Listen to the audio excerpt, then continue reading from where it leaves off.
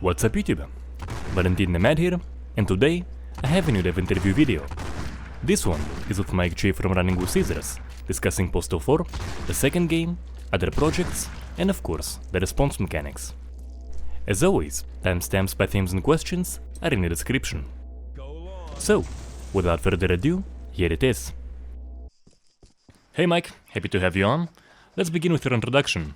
Well, my name is Mike J. I'm with Running with Scissors. I started with Running with Scissors back in 2001. I had met Vince Desi through his son, actually. I went to high school with Vinny, and we were in a computer class together. And this kid in this class kept saying his dad owns a video game development company, which we thought was like totally ridiculous because the kid didn't know anything about computers. He was like the most remedial computer person in the class, but he would always be like, well, my dad owns a video game company. And we're just like, shut the fuck up. And one day I actually ran into him leaving school, and he asked me for a ride to his dad's office, which I thought was a hoot because I didn't believe it existed. And I took him to his dad's office, and it turns out he was who he says he was. And that's how I met Vince. And a couple years later, through some other random connections, he just asked if I wanted to start working with him, and that's how it started. And if I recall correctly, you are a character in Postal 2, right? I am. In Postal 2, it was more of we just had the Running with Scissors office. Vince was actually the character you had to go see, but the office right next to Vince's was mine. And as telling as it was, it turns out it was in the office, which was not my design. One of the level designers just, thought it was funny to put my office in the shitter, and it's kind of become a legend now. And through various other games we have made, my character has become more and more important. I eventually became the end boss of Apocalypse Weekend. So, cool stuff. Yeah. And what is your current role in RWS? Well, I'm a part owner of the company, and I've been basically in charge of business development for a long time. I handle all the licensing, marketing, PR. Me and Vince do all that in concert with each other, and I also handle, all the orders. I do all the shipping. I completely run our own store. I do all of our social stuff. I run the Discord. I do the Twitter. And now I'm the guy streaming all the games too. So I wear a lot of hats. As far as in development goes, I do help out with design, but the main focus that I work on is the audio recording. I do all the recording for the characters in the games, and obviously some of the voice work. So you mentioned merch. You mean also you're the one who shoots the signs, right? Yeah, I do that too. Most of the time, we actually happen to work right next to a gun shop here. It's called Second Amendment Sports. My buddy's the GM. We just shoot them there for the most part. We don't really go out into the desert and do it anymore. It's too fucking hot. That's cool as fuck. Yeah. Alright, so as for the game, the first question that comes to mind to me, and I'm sure many are curious about it, is what took the studio so long to make an entirely new game? Well, game development for a small studio like ours is a vastly different animal than it is for other studios that have publishers and have investors and have all that. We don't have any of those things. We have basically our own money that we make off of our prior products. So our games being on Steam is our revenue stream. And over the years, we've done various projects, since the debacle that was Postal 3. We put Postal 2, Postal 1 on Steam, and we made enough money that we figured we'd make an add-on for the game. So we actually spent a bunch of money and made a full add-on for Postal 2. I don't know if you've had a chance to play Paradise Lost, but that was kind of our major crowning achievement in the mid-2010s. And then, obviously, with that money, we decided we would remake Postal 1. And that was a huge mistake. How come? Because clearly, if you look at our historic sales, like most people buy Postal 2. They just don't buy. I mean, not that Postal 1 doesn't sell, but it just doesn't sell nearly as well. And we thought updating it would make it more palatable. And while the game is pretty well received, it's got good reviews, everybody seems to like it. It just didn't sell that well, and it still doesn't. It's just kind of one of those things. Like, people just don't give a shit about top You never know, man. not funny Postal. Well, that's it. Like, in our minds, we were like, well, there are some twin stick top down shooters that are very popular. I mean, Hotline Miami is a fucking smash, and just nobody cares about Postal 1 anymore. It's not funny. So,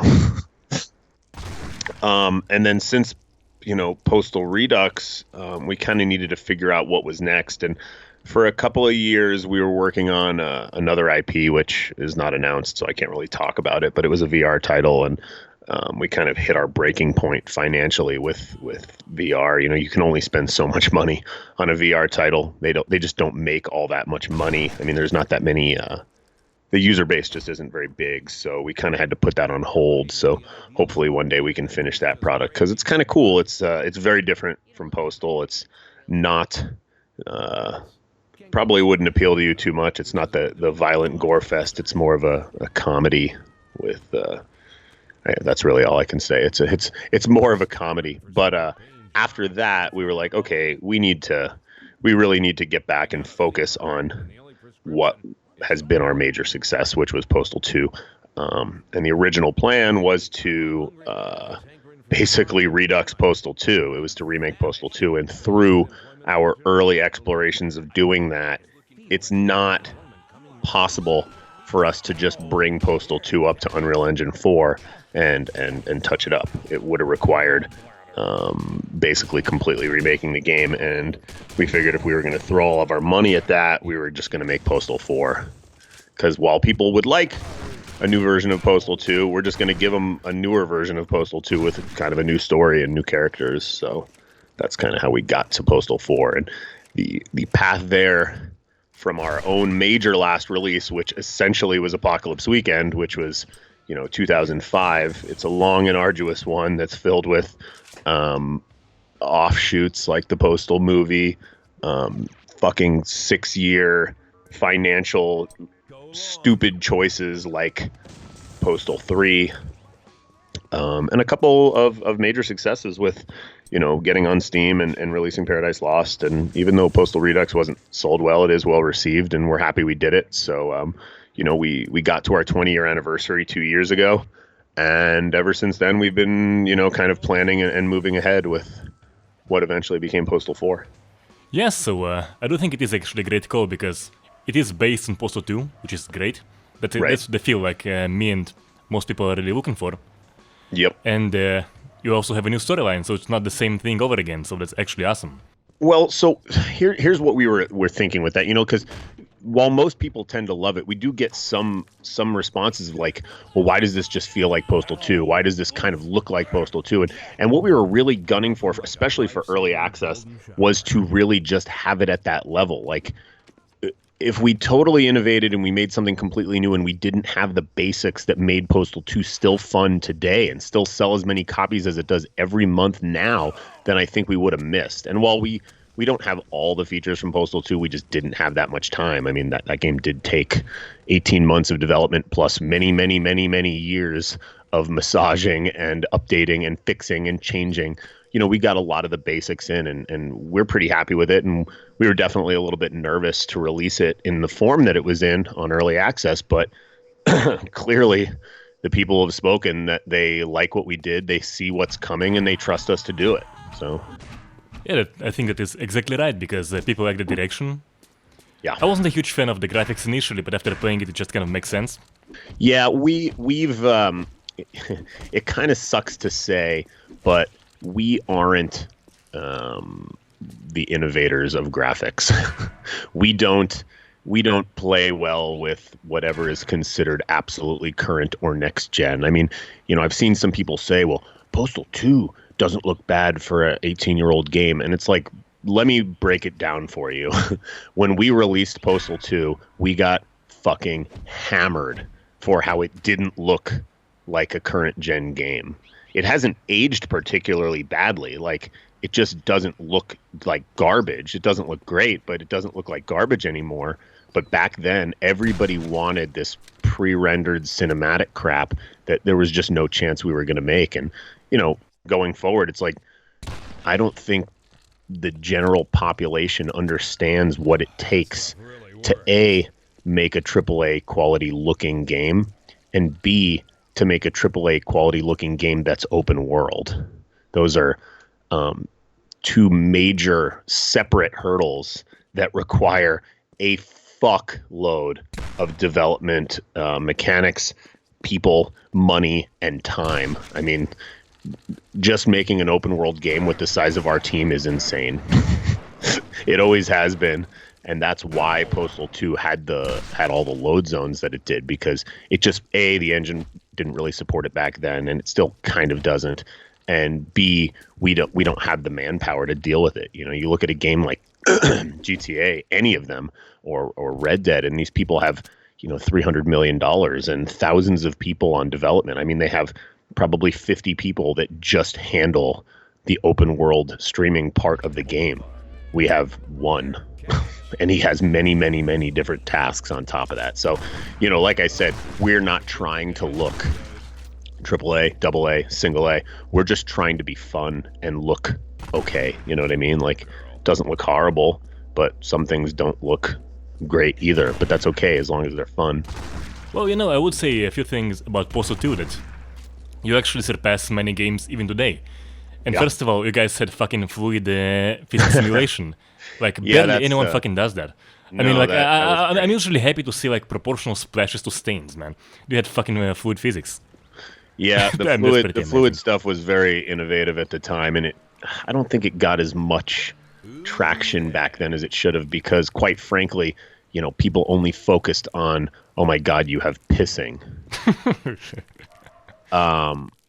Yeah, I mean, it was crazy. The work Nathan did on fluid mechanics was really, really revolutionary back then. Yeah, and also one more aspect that you guys surpass, I think, once again, most games even today, are NPC reactions to the carnage going on. The reactions of the NPC who witnessed the carnage. Yeah. Because it's very overlooked in most games I review. As you say, AAA, AA, single A, barely anyone does it. Yeah, it's what's awesome about that is that, you know, it actually took time for people to realize that too, because, you know, the animations even in Postal 2 were not amazing. You know, they were pretty remedial. They were a little robotic, and the people that didn't give it the time of day, which was most of the reviewers, just didn't notice that shit. And the load zones really, really fucked us. I mean, it caused a lot of people to stop playing pretty quickly. Seriously? Because, you know, yeah, I mean, if you go back to just like the first level, and let's say you want to go get your paycheck right away, you have to go through a load zone, take an immediate right turn, and you're immediately in another loading zone. And did you play the game when it first came out? Yeah, I did. The first thing I did is take the shovel and behead people. Oh, look, the game had tons of fun. I'm just saying, if you were playing the game to play it for like a review, and you wanted to go see this, oh, you're going to the Running with Scissors office, you had to go through two very, very long loads, because the game, we didn't fix it right away. When we shipped the game, those loads were, you know, 30 to 45 seconds a piece, and they were back to back. So you would load, you'd see on the map you have to take a right, you'd take a right, and you would immediately hit another load zone. And there were people that stopped playing the game right there. They were like, this is insane. And, you know, it was one of our first major patches, but, you know, it didn't happen in a week. And patching games in 2003 was not as simple as patching games now, where if somebody leaves the game and you patch it, they can't start it again until they've downloaded the patch. You know, you had to force people to patch games back then. So we had this game with horrible, horrible loading times between maps, and there were a lot of them. And I'm not saying people weren't wrong. It really did suck, and it really did not help with people that didn't want to give the game a second chance. Now, obviously, history is written by the victors here. We clearly have won out on that fight, because we're still selling a lot of copies of this game nowadays, and it's got a 95% positive rating on Steam. I mean, that game has aged better than I could ever imagine. And quite frankly, if you told me when I was 20 years old that I would still be selling this game when I'm 38, I would laugh in your face. I mean, yeah, essentially a game is not about going out getting milk. No, it's not. And that's actually my main issue with Postal 3 is, I mean, I actually like the graphics of that game, I liked some of the features, bugs aside. Yeah. But the main thing that I really hated is I didn't have the free roam. And that's what Postal 2 is, that's what basically Postal series is all about. Yeah, I mean, it kind of came at a bad time too, because we had released Apocalypse Weekend, which was originally supposed to be another open world game, and budgetary constraints didn't allow for it, and we had to really limit off what you could do and where you could do it, and it shows. I mean, it's a very, very inferior game to Postal 2, and there just wasn't much we could do about it. And obviously Postal 3 happened, and we told them we wanted it to be more open world, but they couldn't do it. And that's why when we went back to Paradise Lost, we were more than happy to just take the original Postal 2 world, kind of flip it on its head, have you do it in reverse, and give everybody the open world feel that they had with Postal 2. So, alright, so back to the basics of Postal 4.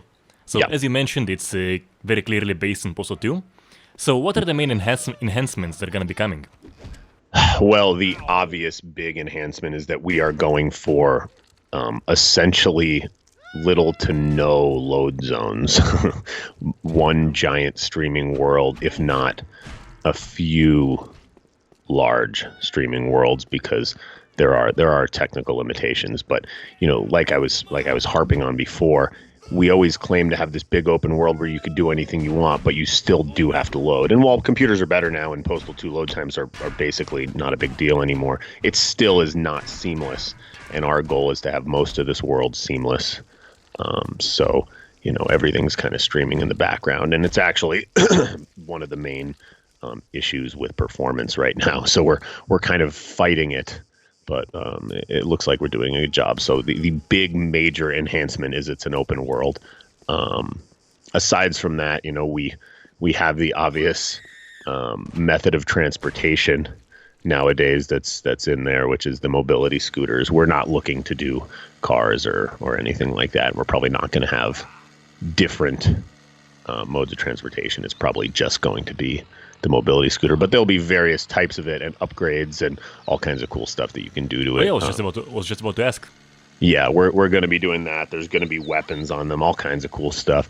And then eventually there will be more fast travel transportation systems like a subway that will be put into the game. So things like that will be kind of at the core of it. So you're not just forced to walk or sprint or crawl between areas. But, part of what makes Postal fun is that not all, but most buildings are open for exploration. So you don't necessarily want to fast travel everywhere you go. You have the ability to when the map starts opening up to a very vast expanse. So, I mean, yeah, basically Postal is about going to get some milk and then having the US military chase you down, so... Correct. Yeah, it's getting milk leads directly to you becoming a no-fly list terrorist, and you have to defend yourself. So basically, yeah. Just your average Monday. Right, yeah. Alright, so next question is about weapons. Yep. So what are some of the new planned special weapons? We got the classic cat silencer, which is now a multi-caliber attachment. We got pigeons, and what else? Yeah, I mean, the pigeon was big for us because, we've always done these kind of funny animal weapons. In Apocalypse Weekend, we had the crazy cats that you threw, and yeah, I love those. Cat silencer. Obviously, we had to bring it back, but we've had this running joke for a long time about the pigeon mission that never happened. So we figured we need to work them in comically, and B, we need to work them in something more highbrow, which the actual pigeon mine was kind of a funny brainchild, and I think it came off pretty damn well. We have a lot more regular weapon mods that are going to be coming. You can see one of the special weapons that's not usable by the dude yet when you go into the prison. It's the mop that all the prisoners are holding. Eventually, you'll be able to get that mop yourself, and you'll be able to spin it to deflect bullets. We've had some other cat weapons that are kind of in design on the back burner, but they're exactly that right now. We're trying to work with some various ideas. I'll give you one, which was cat nunchucks, but we haven't gotten the mechanic perfect yet. But yeah, we're going to be including a lot more standard weapons, more variations, more pistols, more shotguns, more rifles. But crazy weapons, we're definitely kind of not overly promoting yet. I will tell you about one thing that by the time this airs will be out. We're adding a power up called Vitamin X, which is essentially like a pump up steroid that you take. And when you use that, you run much faster. Your kick knocks people over, and your piss stream basically becomes a fire hose. It literally becomes a yellow version of the fire hose weapon that's in the game, and that also knocks people down, and it breaks glass, which was originally a bug that we had fixed, and that got an outcry from the community that they wanted piss to break windows again. So we've brought it back with Vitamin X, and I believe also with the energy drinks. It's a good way to have it. Right. I mean, the pissing has expanded in this game. Now you can actually turn toilet water yellow, and you pee on your face, and you can see the pee drops running down your eyes. We really dug in deep on the pissing here. So. Well, I would suggest bringing back the throwable cat's weapon. So basically, imagine this: you're like throwing a cat. Yep. If you hit a character, he's like trying to bite his neck artery. Or if you hit him in the face, it's like a face-hugger. Yeah, it's the scratching and attacking. I can't remember. Oh, the AIDS-infected cats or whatever they were in Postal 3. Yeah, no, it's definitely been an idea we've thrown around, and right now we have cat pickups. We just have to make a cat projectile. So. Oh yeah, I wholeheartedly support it. As for factions, what factions are we going to have?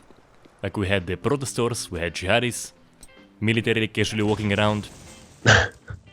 I mean, the military will probably be back. RWS's office will be back in some form. I'm not sure they'll be walking around town, since nowadays Running with Scissors is a virtual studio. So you might see something more in the VR category for the Running with Scissors office. But we're going to have... the border is going to be a big thing in the next day of the game. So we're going to have basically masked wrestler factions from Mexico that are trying to keep Americans out of Mexico because they're trying to get jobs down there. We're going to have a Game of Thrones themed cult that is very against the use of bidets and is very for the use of toilet paper. They're a toilet paper promoting cult that is really into Game of Thrones. And then we're also going to have the opposite of that, which are the people that are really into bidets, and they're basically run by me. I'm the mayor of the town, and I've got my own little bidet store in the game, as you can see. So, will we be able to choose like which faction to support? Yeah, sure. It'll play into the storyline too. So. And now let's get to the fun stuff, to the response mechanics. We'll go over it category by category, and let's begin with body damage. That is all character mutilation, dismemberment, wounds. So what do we have now, and what is going to come? Well, as of right now, we kind of have an upgraded system that was there from Apocalypse Weekend on, where you could, kind of hack a body up with the machete or knock a head off with the shovel.